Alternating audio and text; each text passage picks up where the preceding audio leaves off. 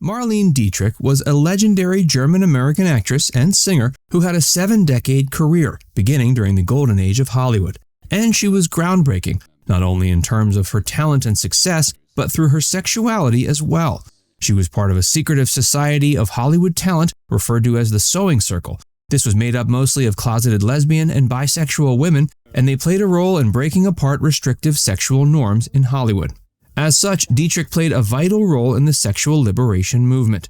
She was a rule breaker, a heartbreaker, and a star. So join Facts First as we look at overlooked details about the promiscuous Marlene Dietrich. Dietrich was born in 1901 in Schönberg, Germany, in what is currently part of Berlin. She grew up with money as her mother's side of the family owned a firm that made jewelry and clocks. Her father Louis was a lieutenant in the local police, and she had an older sister Elizabeth. Sadly, Louis died when Marlene was only 6 years old. Marlene was born with the name Marie Magdalene Dietrich, but her family always called her nicknames like Lena on account of her middle name. Then when she was 11, she decided to combine the first part of her first name with the second part of her middle name, forming Marlene. As a child, she had visions of becoming a concert violinist. She played from an early age, but sadly a wrist injury made that an impossible dream. Though she did get a job as a violin player for a pit orchestra at a Berlin film house, she was fired quickly after. She went on tour with a troupe that did vaudeville-esque performances, which is the earliest record there is of her in an acting performance capacity. And before long, she was working in Berlin-based theaters as a chorus girl, with an occasional speaking role in live theater productions. Early career. However, things improved when she began landing movie roles. This started with a small role in the movie The Little Napoleon in 1923. Her next role was even more fortuitous. While on set of Tragedy in Love, also in 1923, she met her future husband, Rudolf Sieber. The two married that year and had their daughter Maria the next year. They remained married until Sieber died in 1976, though as we'll soon discover, it was far from a monogamous relationship. During the rest of the 20s, Marlene found success with film work in both Germany and Austria. She continued acting on stage in between film appearances. And while she did well in plays by Shakespeare and George Bernard Shaw, Dietrich's talents really shined when she was cast in stage musicals.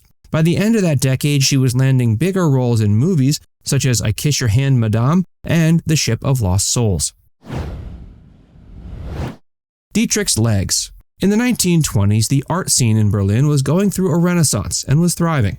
Dietrich was a big part of that scene, and through her many performances throughout the city and in German films, she became well known. But her fame was not strictly for her acting skills or even just her gorgeous face. Marlene's legs became a sensation on their own, as she flaunted them in cabaret performances and the like. They were referred to as golden legs and became somewhat of a trademark of her celebrity.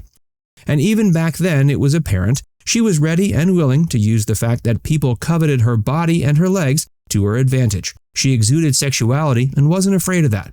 She even remarked that she didn't think it was that her legs were any more beautiful than other women's, but rather she just knew how to use them better. Josef Von Sternberg. Marlene Dietrich's role in the movie The Blue Angel was important for a number of reasons. For one, it was the film that garnered her enough notice in the US that she was lured to Hollywood. It was also the first time she worked with director Josef Von Sternberg. This pairing proved a powerhouse. Von Sternberg later claimed to have discovered Dietrich, and it could certainly be argued he did. In the first half of the 1930s, the two worked together in 6 movies with Paramount.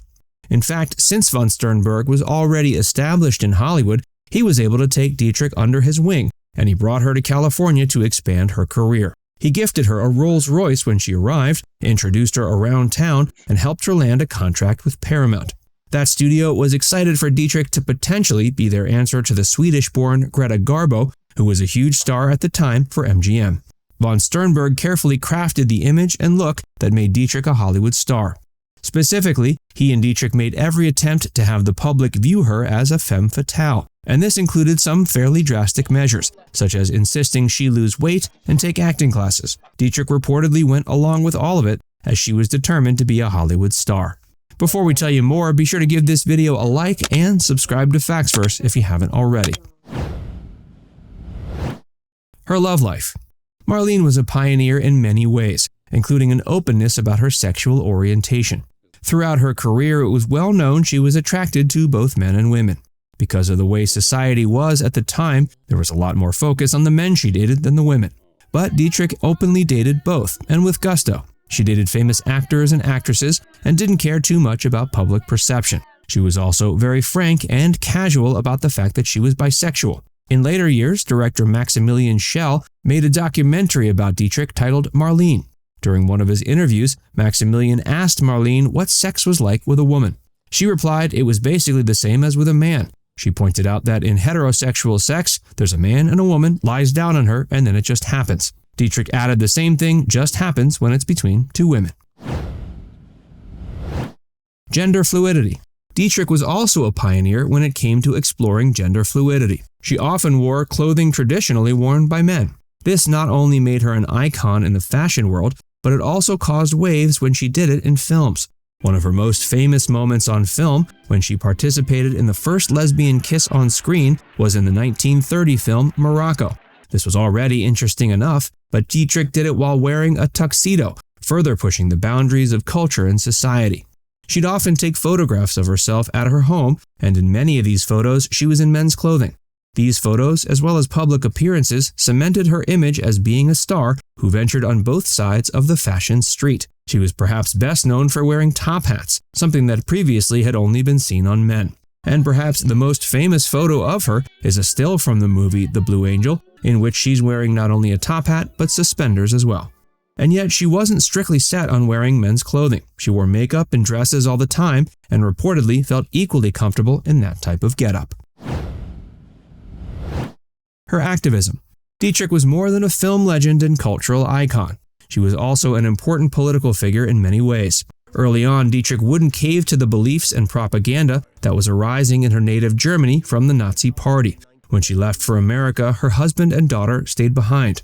Reportedly, she encouraged them early on to leave Germany because of the rise of the Nazis, and she even renounced her citizenship in 1939, becoming an American citizen. She was active during the Second World War and entertained U.S. troops in Europe. Her adopted country honored her contributions by giving her the Medal of Freedom in 1947, the highest civilian honor an American citizen can receive. Marlene Dietrich led a fascinating life and was a symbol of talent, courage, and style.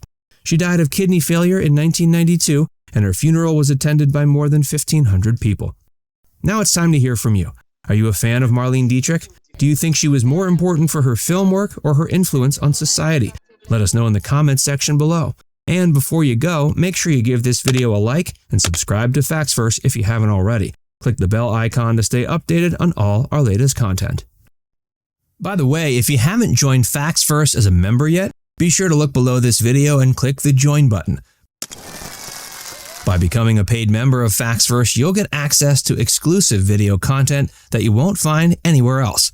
This includes some of our more mature content that isn't suitable for public audiences, which includes topics like Hollywood actresses who posed for Playboy and some of the steamiest moments in movie history.